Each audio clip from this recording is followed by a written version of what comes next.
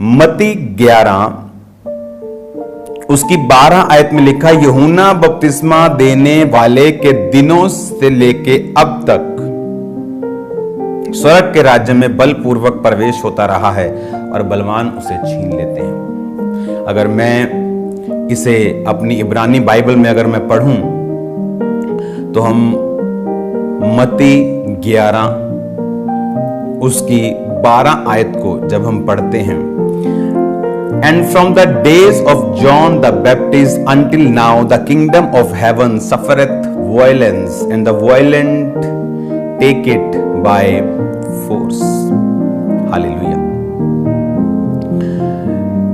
अगर आप इसका ग्रीक भाषा में, क्योंकि नया नियम ग्रीक भाषा में लिखा गया, उसमें 971वां शब्द इसके लिए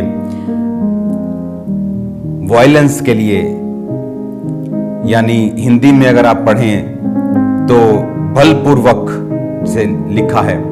इसमें लिखा है, आप अपनी स्क्रीन पे उसे देख रहे हैं,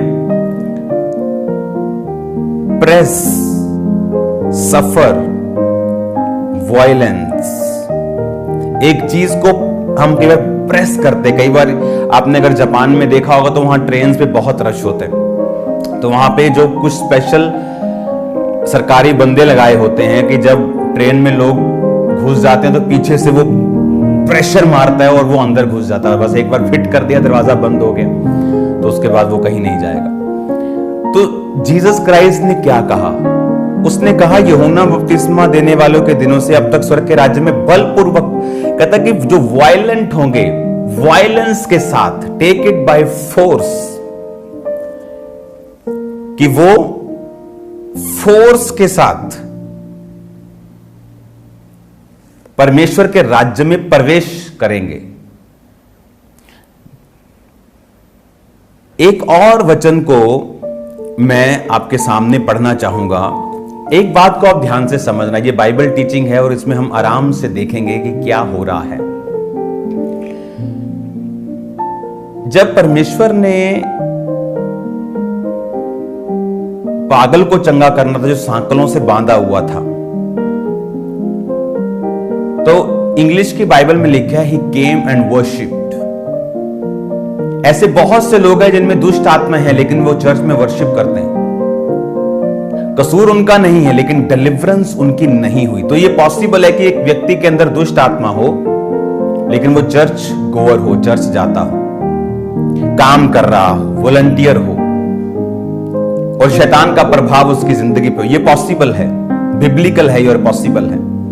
लेकिन बिब्लिकल ये नहीं है कि शैतान उस पर कब्जा कर रहा है तो ये बिब्लिकल है। ये बिब्लिकल नहीं, ये खुदा के वर्ड के अगेंस्ट है, लेकिन ऐसा होता है। तो यीशु मसीह ने एक हिंट दिया कि if you want to enter the kingdom of God now, तो वायलेंस के साथ तुम प्रवेश कर सकते हो।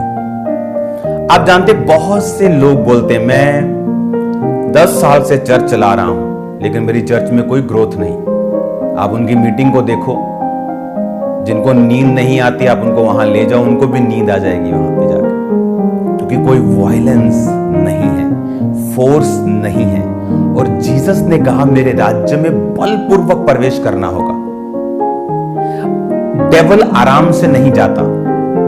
कई बार आपने जीसस को देखा कि उसने ऊंची आवाज में डांटा, उसने कमांड की, चुप कर और निकल जा। हालेलुया। क्यों?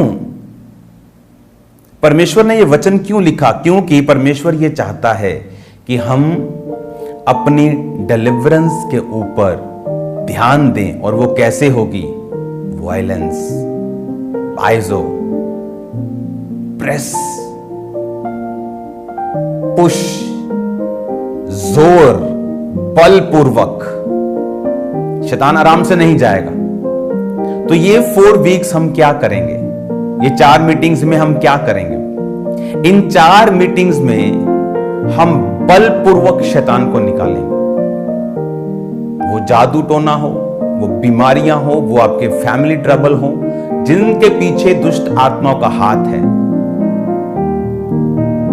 हालेलुया। इसलिए जीसस ने कहा, यूहन्ना बपतिस्मा देने वाले कि दिनों से अब तक स्वर्ग के राज्य में बलपूर्वक प्रवेश।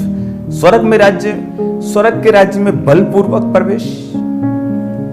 यीशु मसीह ने कहा मन फिराओ, स्वर्ग का राज्य निकट आया। तो उसके बाद यीशु मसीह ने बोला कि प्रीच करना, कि मन फिराओ, उसके बाद लंगड़ों को चंगे करना।